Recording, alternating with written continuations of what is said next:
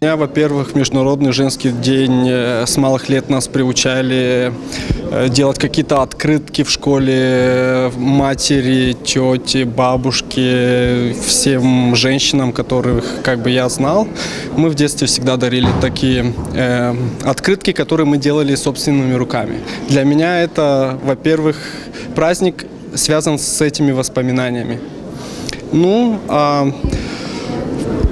Сейчас, наверное, это тоже дарить какие-то радостные моменты жене, маме и всем добрым людям, которые гордо носят имя женщина. Обязательно поздравлю маму, тещу, жену. Пусть праздник весны зарядит всех положительной энергией на целый год.